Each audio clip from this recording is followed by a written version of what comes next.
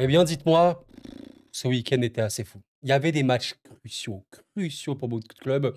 Il y a des heureux, notamment Lille et Monaco, qui battent respectivement Lens et Nice dans 2 derbys différents. Voici, s'il vous plaît, le classement de Ligue 1 actuellement.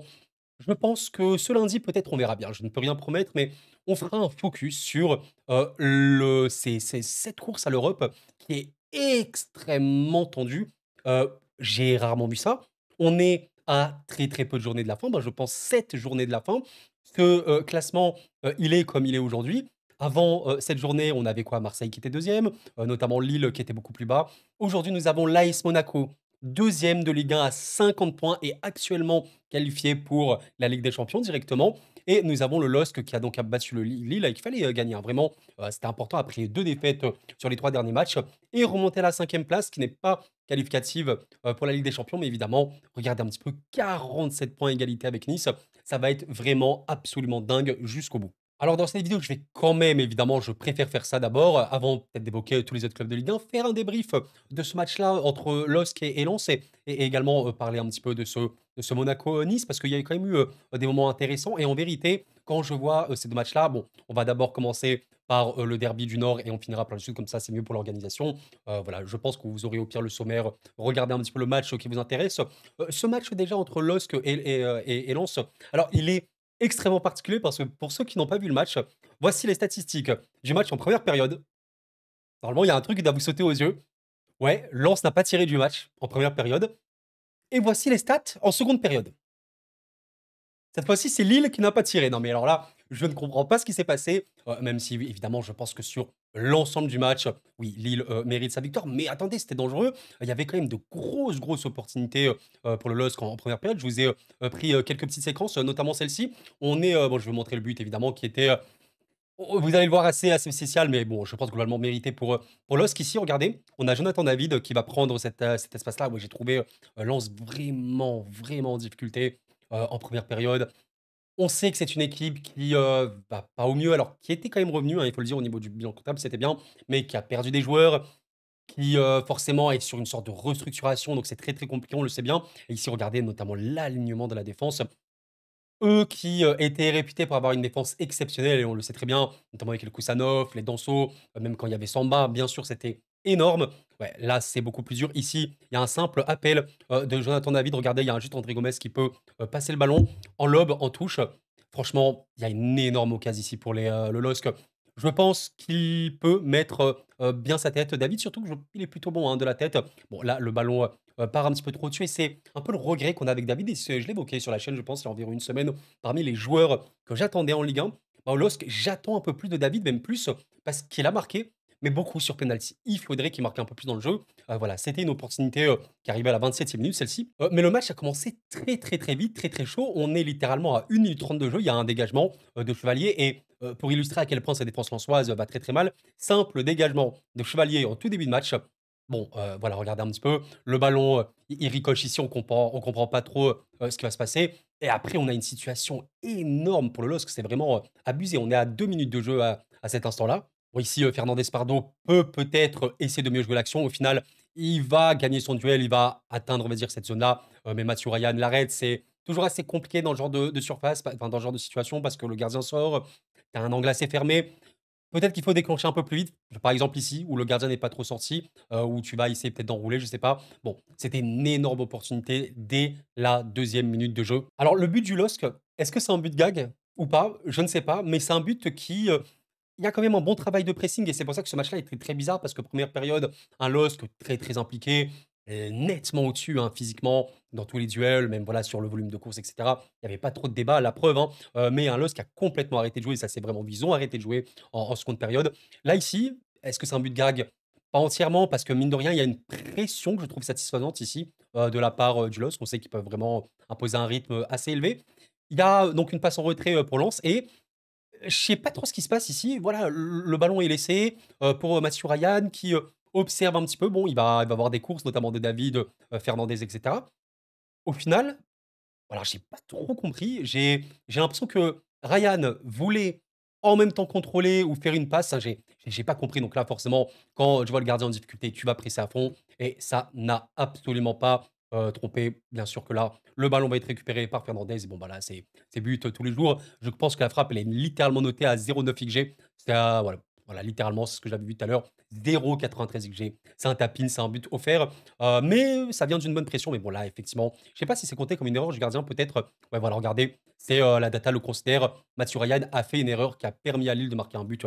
Ah, tu n'as pas faire ça à ce moment-là du match, surtout que tu es plutôt tôt. Voilà, il faut pas prendre trop de risques. Bon, tant pis pour le Lens ici, hein, vraiment, vraiment très dommage. Mais disons que des occasions, il y en a eu. En fait, à chaque fois, le LOSC, on le sait, n'est pas vraiment une équipe de pure possession ni rien, mais plutôt une équipe qui va essayer d'instaurer une sorte de pression, parfois en bloc médian, comme on peut le voir ici. Et à la récupération, chercher beaucoup de vitesse, beaucoup de verticalité. Ils ont les joueurs pour, entre David, Bakker, quand il y avait Zegrova notamment, etc.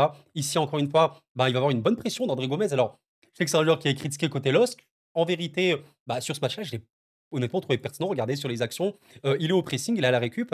Là, il y a une bonne pression exercée. Ouais, le ballon va être récupéré pour David. David qui va balancer à Bakker. Bah là, tu as vraiment les situations que préfère le LOSC. Il n'y a pas de débat. C'est le LOSC qui cherche à être dans ce genre de situation. Bakker va vraiment gagner beaucoup, beaucoup de mètres. Là, il y a une très bonne passe. Franchement, là, c'est super parce que il y a un très bon appel ici. Très, très, très bon appel qui va permettre d'absorber la défense lançoise. Ouais, là, Fernandez, c'était le ballon à trouver. Très bon ballon. Alors là, peut-être qu'il y a une erreur de sa part. On rappelle qu'il est très jeune. C'est un vrai, vrai talent côté LOSC, hein, qui a vraiment des joueurs de grande qualité. Ici, il temporise un petit peu. Il y a un petit retour, peut-être qu'il va le gêner. Il l'aurait, je pense, un petit peu dû enrouler. Enfin, en tout cas, les joueurs de grosse, grosse expérience ici, je pense qu'ils ne cherchent même pas à contrôler. Ils vont essayer d'enrouler petit filet opposé. On l'a notamment vu plein de fois avec Dembélé, avec Mbappé, etc. Là, il va contrôler le ballon. Il va voilà, s'enfermer un petit peu. Dommage, mais c'est encore une occasion de fou. Là, on est à la 29e. Ça a enchaîné, hein, vraiment. J'ai vu un LOSC nettement supérieur. Il y avait absolument aucun débat là-dessus. Et donc voilà les gars, après, ça s'est vraiment calmé côté LOSC. On a dû attendre notamment la 77e minute, donc très très tard pour avoir une première situation pour Lens qui était plutôt OK. Bon là, on n'a pas un bloc lillois de fou. On regarde un petit peu la ligne de 4. Il y a vraiment beaucoup, beaucoup d'espace à aller chercher ici. Et Lens va vraiment bien faire sur cette action. Donc là, cette action est très, très simple, hein. Le ballon va être récupéré, directement par Lens. Ça va être balancé à Kouyalicou. Kouyalicou, regardez, va directement balancer à Aguilar ici. Et là, on a, quand même, une action que j'aime beaucoup. Ça, c'est vraiment, dans le football, quelque chose que je pense qu'on essaie de beaucoup faire. Tout simplement passer à un joueur plutôt excentré, comme Aguilar ici. Et le joueur qui a fait la passe, bah, regardez, il se démarque complètement parce que la ligne, n'est pas assez, structurée ici. Il doit vraiment avoir un joueur au marquage. Et Lens a vraiment bien fait cette action. La construction de cette action pour Lens, il y a pas de problème. Honnêtement, il y a pas de problème, mais ouais, la finition, ouais, alors qu'il y a les je sais pas trop comment il prend le ballon, j'ai l'impression un peu du talon. Au final, j'ai pas l'action d'après, Mediakité, repousse. En vrai, malgré le fait que c'était pas très, très bien repris, le ballon, en vrai, il faisait poteau rentrant, je pense, donc Diakité, sauve bien ici. Après bon, on sait que Chevalier, est assez énorme sur sa ligne, il aurait peut-être pu, plonger. Ouais, dommage. Là, vraiment dommage. Peut-être un tout petit contrôle, histoire, de voir si un espace se libère et après tu enclenches. Ouais, dommage. Mais l'action était bonne, hein, pour Lens. Première, je pense, vraie action de Lens sur ce match-là. La seconde action, 86e minute pour Lens, sur une touche. Voilà, littéralement, regardez le ballon. On le voit. Où il est? Où il est? Bah, il est là. Il est en train de voler. Il est ici. Il va atterrir littéralement dans la surface. Il y a une frappe de Nzola, anodine, hein, les gars, une touche. Regardez le ballon. Mais regardez s'il vous plaît le ballon, il passe à quoi? Chevalier était complètement battu. Alors là, j'avoue, ça aurait été très, très drôle. Je rappelle qu'à cet instant, on est à la 87e minute. Lille n'a plus tiré du match. Donc voilà, c'était, vraiment une domination Lens, bon relativement stérile par moment, même quasiment toute la période, mais avec beaucoup de situations, en toute fin de match. Et la dernière que j'ai à noter grosso modo, c'est celle-là. Il y a eu un centre, vraiment en fin de match, pour le second poteau. Encore une fois, voilà, une défense lilloise. Attention quand même à corriger ce genre de choses parce que voilà, c'est, des décalages qui peuvent arriver.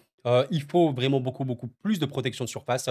Ici, ça va pas être, enfin, ça va être repris d'une bonne manière. Bon, Chevalier ferme quand même, je crois que c'est un poteau de sortant de toute façon ce ballon-là. Donc voilà, grosso modo, victoire, du LOSC qui est méritée, hein, les gars. Il y a pas de débat, même s'il y avait 0 tir, c'est pas comme si Lens avait produit, voilà, assez non, pas assez réellement. Combien d'arrêts Chevalier a eu à faire? Bon, un arrêt. Voilà, ça vous montre aussi que ce match-là, je vais pas dire il était ennuyant, il était, bien, vraiment en première, il était très bien, bon, surtout pour Lille, hein. Oh, ils ont vraiment, vraiment bien joué, mais la seconde, non, c'était, beaucoup, beaucoup moins qualitatif. Donc, bravo, bravo à LOSC. Si vous êtes supporter, bah, soyez vraiment très contents parce que, ouais, la course à la Ligue des champions est réelle.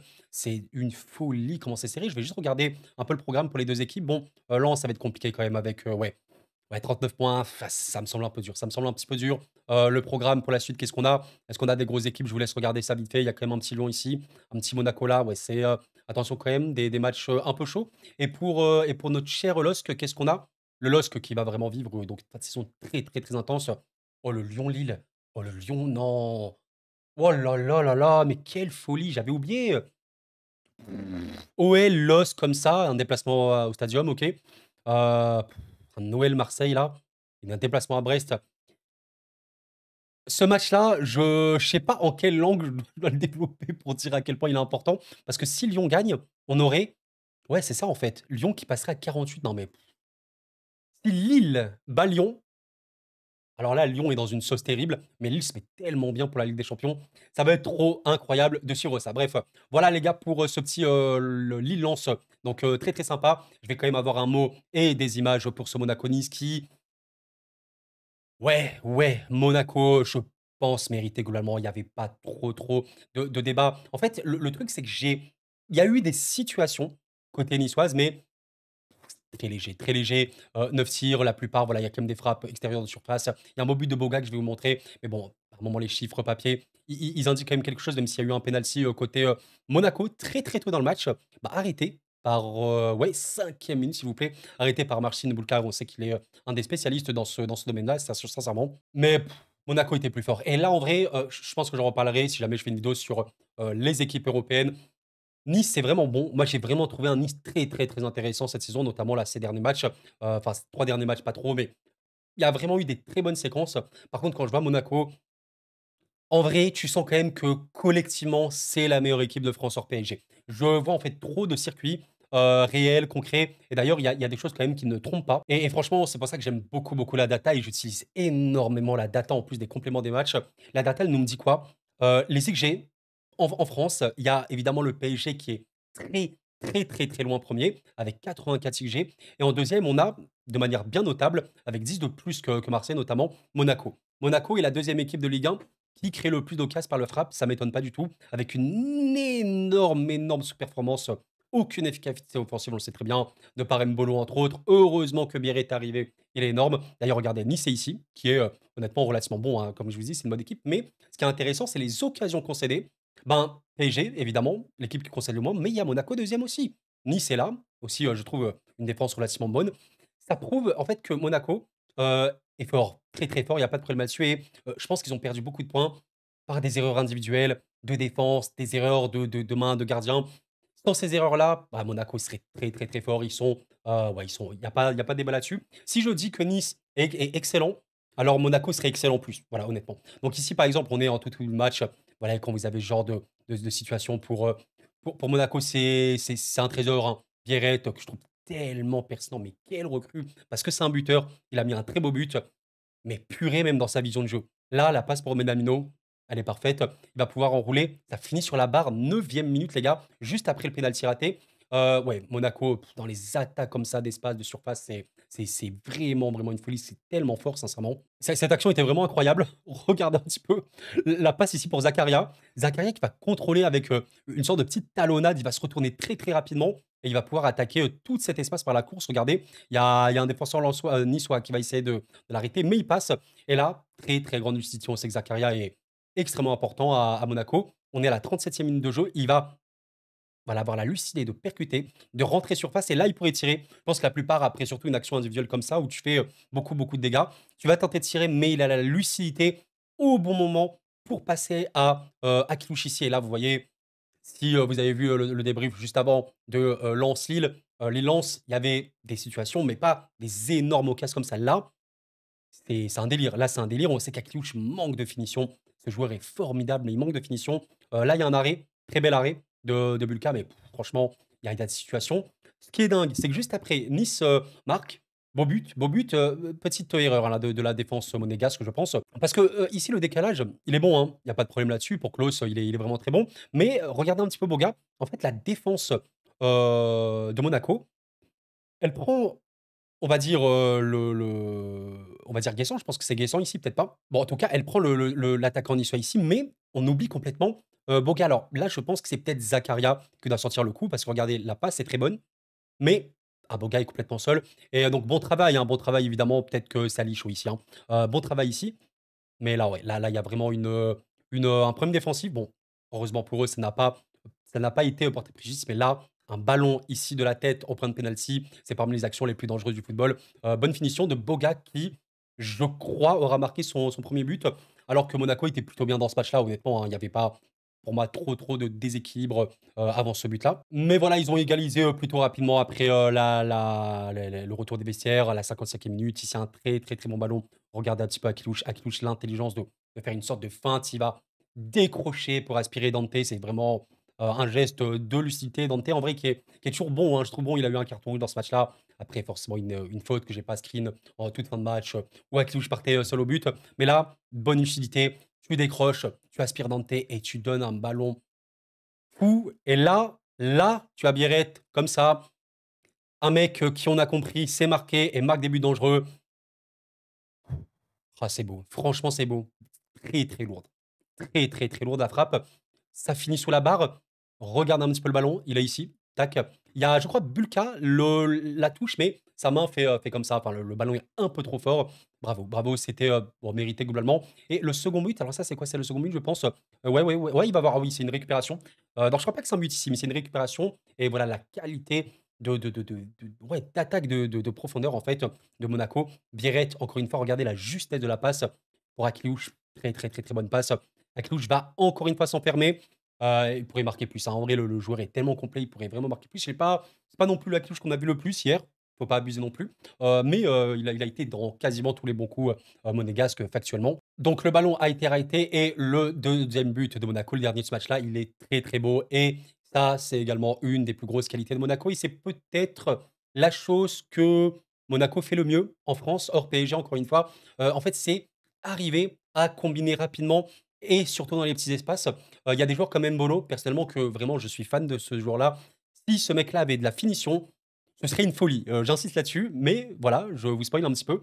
Ouais, c'est Mbolo qui a marqué le second but de ce match-là pour les Monégasques. Regardez un peu cette action. On va passer à Akilouche. Akilouche fait une sorte de feinte de corps super bonne. Là, la transmission ici pour, bah, je crois, voilà, Biarritz qui décroche encore une fois. Dante le suit. Dante, tu sens vraiment toute son expérience. Mais la passe de Biarritz, elle est très bonne pour Akliouche qui va pouvoir attaquer cet espace-là. Il va rentrer, il va passer pour Mbolo. Et là, les contrôles spéciaux d'Embolo, on sait qu'il a vraiment cette qualité technique. Et il enclenche. Mais non, mais s'il vous plaît. Mais regardez sa position. Il est recroquevillé sur lui-même. Et enfin, Mbolo marque un but. Non, mais attends, mais combien ce mec a mis de buts dans sa vie? Je ne sais pas, mais c'est terrible. Combien ce mec rate?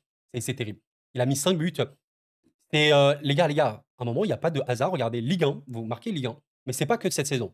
Regardez les stats de la Ligue 1, vous regardez les joueurs, OK, et vous regardez les, grosses occasions manquées. Il a forcément Mbolo. Je peux pas y croire. Voilà. Non mais s'il vous plaît, non mais Mbolo, il est là. Regardez le pourcentage de tirs convertis.